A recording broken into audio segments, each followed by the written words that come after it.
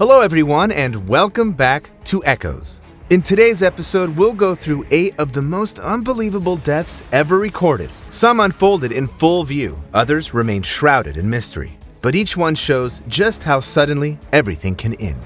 As always, viewer discretion is strongly advised. It was the night of May 23, 2005, and 53-year-old John Raymond Wilson had driven his pickup onto the soft sands of Crystal Beach, the same spot where he often spent nights fishing alone. The beach was quiet, the tide slowly rising, and the sand beneath the truck still damp from earlier waves. Wilson, a seasoned inspector of industrial pipelines, knew these waters well and came prepared with rods, bait, and a cooler for the long hours ahead. Friends said he could stand for hours in quiet focus, at ease in the solitude. That night, the beach was his alone. Sometime after setting his lines, the wind kicked up, driving sand against his skin.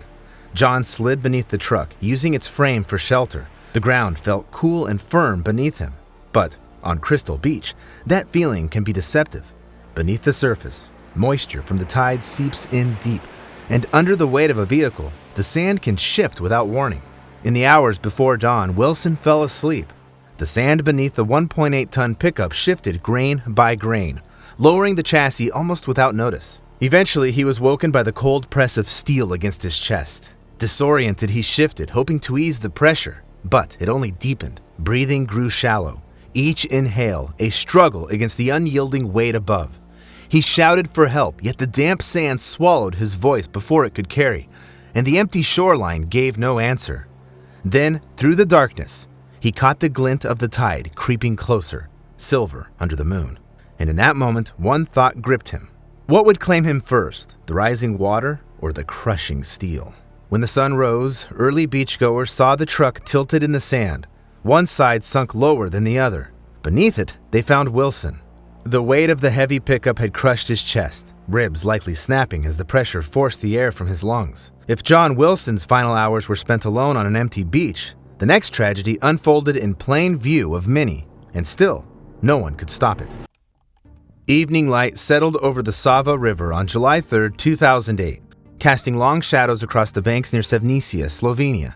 4 long canoes waited at the water's edge, each wide enough for 7 people to sit 2 abreast. The passengers were the town's most recognizable faces: Mayor Krzysztof Young, his wife Anna, 3 borough presidents, engineers, community leaders, and friends. It was meant to be a celebration and a farewell, with the new Blanca hydroelectric dam set to flood this section of river permanently. The mayor had organized one final ceremonial trip downstream, a gesture he called the final descent. Crews at the launch site offered life jackets, but most in the group waved them off. For 20 minutes, they drifted down the calm Sava between green hills. Then, 300 meters ahead, the dam's crest rose like an unyielding wall, 9 meters high and spanning the river. White foam boiled at its center, while at each end, dark gates led into the turbine tunnels below. Builders had warned that the open intakes would pull them under, but to the mayor and 2 other crews, the unfinished dam looked less like danger and more like adventure, and they paddled straight for the center. The crew of one canoe felt a rising unease and chose to land on the bank, watching as the others passed on. The remaining 3 canoes continued toward the dam, believing they could overcome the turbulent current and pass safely to the other side. The first canoe slid over the dam's edge and down its sloping face, nearly 4.5 meters high, which looked almost like a water slide. At the bottom, the flow split, part of it surging forward at nearly 10 meters per second while the rest curled back against the current. Together, they formed a trap of raging water strong enough to flip a canoe. All 7 passengers were thrown into the churning water, where the flow rushed toward the open turbine intake tunnels, each several meters wide. Within seconds, the suction pulled them under and dragged them inside. The second canoe also capsized within seconds. The mayor's wife surfaced once, close enough to see her husband's wide-eyed face before the river pulled him under. She kicked toward a jagged rock and clung to it with all her strength. Fortunately, the third canoe stayed upright, spinning in the turbulence. They managed to paddle clear. Desperately, they searched the water for any signs of the others, but saw nothing. Rescue crews arrived within minutes, but the hydraulics at the base of the dam fought them at every turn. Over the next 5 days, divers pulled 13 bodies from the dark water. One carried more than 40 kilometers downstream into Croatia.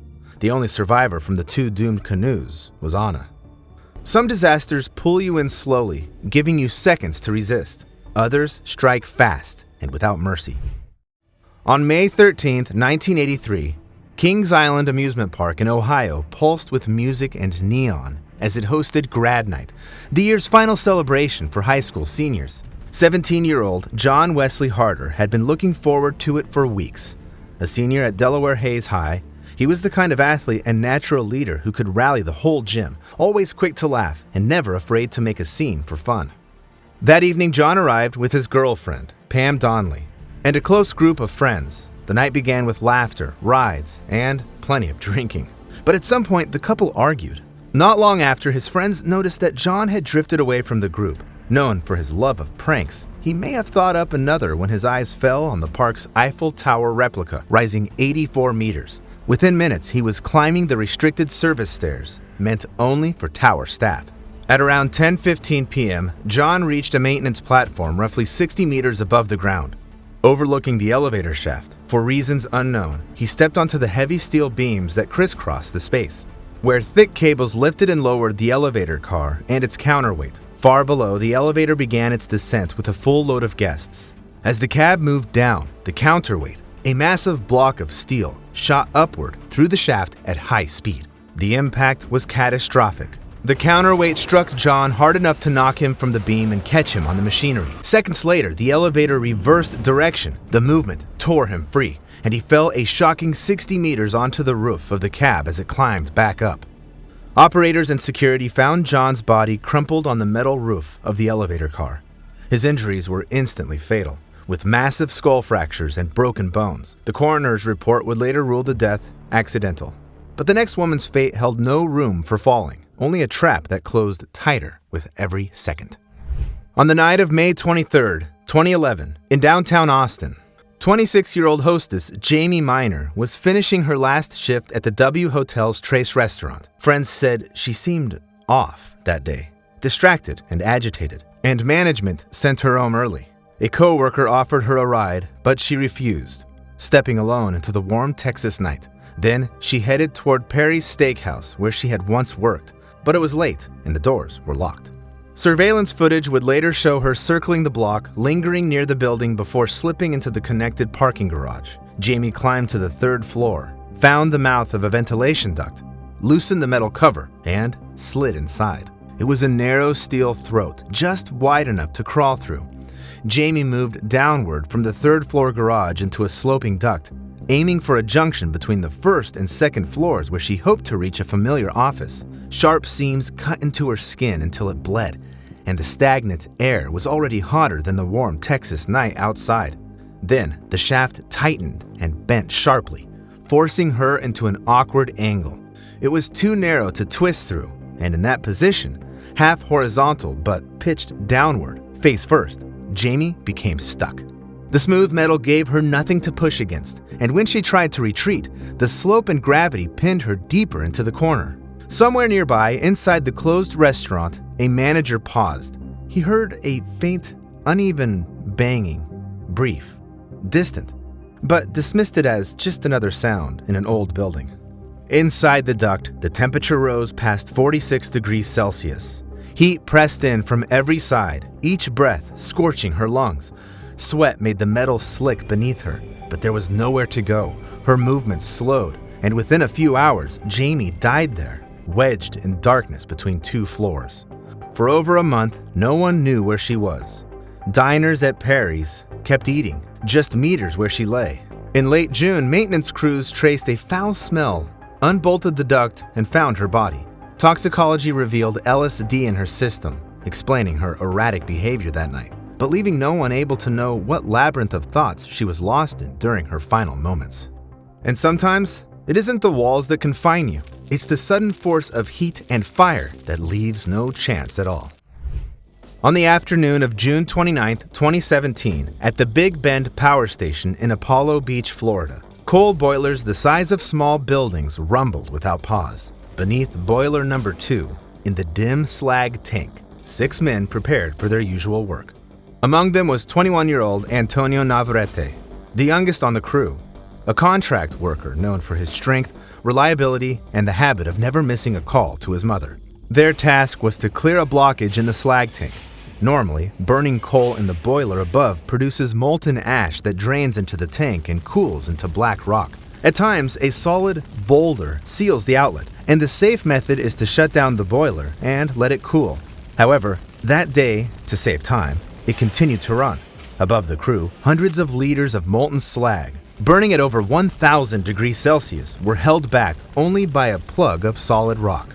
The men wore fire-resistant gear, gloves, and helmets. Using high-pressure water lances, they cut into the blockage. But suddenly, the plug gave way with a sound like a gunshot, and a river of liquid fire poured into the tank. It spread in a 12-meter wave, instantly flooding the floor to ankle depth. The molten slag reached over 1,000 degrees Celsius. Protective suits designed for brief sparks collapsed instantly, with the fabric melting into their skin and spreading the burns. The slag burned through boots, then through leather, skin, and bone. At the same time, superheated air and toxic gases filled the chamber, scorching their lungs. 2 men died instantly. The others turned to run for higher ground, but the exits were too far away. Antonio was still standing, engulfed to the knees, with his gear catching fire. Through the hiss and roar, he pulled out his phone and called his mother. His voice was ragged and urgent. "Mom," he told her, "I'm burning." Rescue crews ran in through the steam, pulling survivors from the tank. Antonio was alive, but he had suffered third-degree burns. He was rushed to Tampa General Hospital, where his mother was already waiting. Doctors discovered that more than 80% of his body was deeply burned. The damage went beyond his skin, reaching his organs and nervous system. For nearly a week, surgeons fought to keep him alive. But on July 5th, his body could fight no more. The company faced fines for safety violations, and the families were quietly compensated. But no money could ever bring back their loved ones. Antonio died in front of people who tried to save him. In the next story, no one even realized a person was missing until their hand emerged from the sand. On a cold February morning in 2019, in the industrial heart of Jingcheng Township, Yidu City, the ceramics factory yard was already alive with the rumble of front loaders. A factory inspector walked every corner of the yard, like she did many times before. That morning, she completed her check of the machines along the outer perimeter and stepped into the main yard, where front loaders the size of small buses, each weighing over 10 tons, swung their buckets in wide arcs. Every strike into the sand piles sent a shiver through the concrete under her feet. She stopped near a blue delivery truck just meters from a yellow loader idling nearby. The driver glanced at his phone, unaware she had stepped into his blind spot. The loader lurched forward and plunged its bucket into the sand pile. She had no time to move before the steel lip struck her legs, knocking her off balance, and she fell into the bucket. Sand cascaded over her like a wave, pressing her against the cold metal. Within seconds, more tons poured in, burying her completely. Without knowing, the driver carried her across the yard. The bucket lifted and tipped forward over the yawning mouth of the vibratory sand crusher, with its steel jaws shivering with constant motion. The sand poured into the crusher's pit, burying her deeper beneath its load. Suddenly, her hand broke through the surface, followed by her head and shoulders. For a brief moment, the shocked inspector stared directly at the driver, but the crusher's jaws caught her clothing and, with a violent pull, dragged her down as the sand closed over her head. Workers couldn't stop the powerful industrial crusher in time. By the time the factory's emergency crew arrived, she was already dead. Meanwhile, the next tragedy happened not in an industrial yard, but in a kingdom built for joy, until a cry of despair cut through the music. Late on the summer night of July 8, 1974, in Disneyland's Tomorrowland, the America Sings Theater ended its last show. As guests left, 18-year-old Deborah Gale Stone stood near the stage, smiling and wishing each passerby good night. Fresh out of Santa Ana High School, she took the job to save for college, spending her first summer away from classrooms in a place where fantasy seemed endless. In just weeks, she was a face everyone recognized, greeting guests with the warmth of an old friend. The theater's design was a marvel of precision. Each scene sat on a rotating ring that circled a fixed central core, moving silently as one show gave way to the next. But between the moving wall and the stationary one was a narrow, unlit gap, invisible to the audience, but a space that could trap and crush anyone who stepped inside. Exactly how Debbie entered that space is still unknown.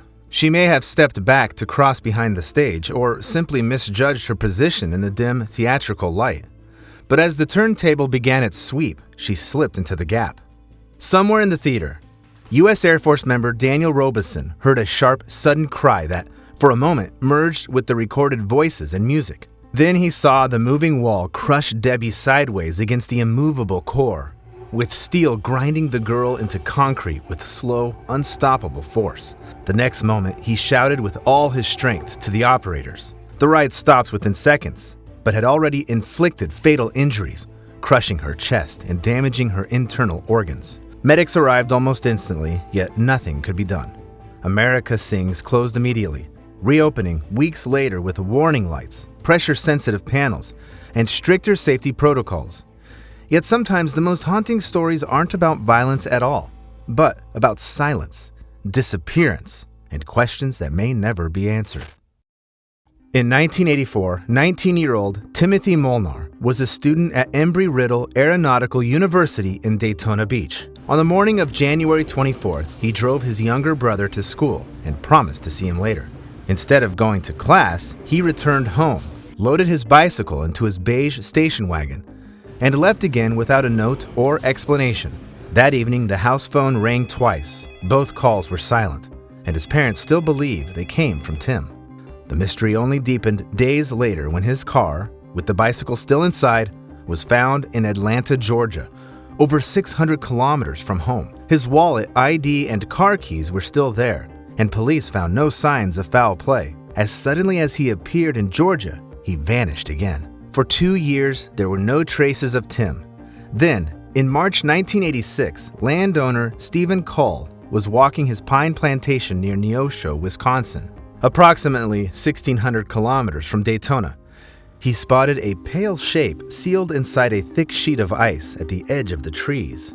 The man was lightly dressed for the season and carried no identification, only a ring of keys that jingled when his body was moved. Investigators found no clues to explain his presence in the Wisconsin woods. The coroner saw no wounds or signs of struggle, and while hypothermia seemed likely, repeated freeze-thaw cycles erased certainty. With no name, the case was shelved. A decade later, a TV program on unsolved cases showed footage of the frozen man. Watching at home, Stephen Cole, the landowner who found the body in the ice, recognized the clothes and called police. The keys matched a set from a house in Daytona Beach, and DNA confirmed the man in the ice was Timothy Molnar. How he crossed half the country, or what happened in his final hours, remains unknown. All that is certain is that, in a Wisconsin winter, a young man without a coat vanished into a cold so deep it kept him hidden for years. After hearing these 8 strange stories, most of us will reflect on how fragile and unpredictable life can be. And what unusual accidents have you heard about? Share them in the comments, subscribe so you don't miss the next video, and stay safe.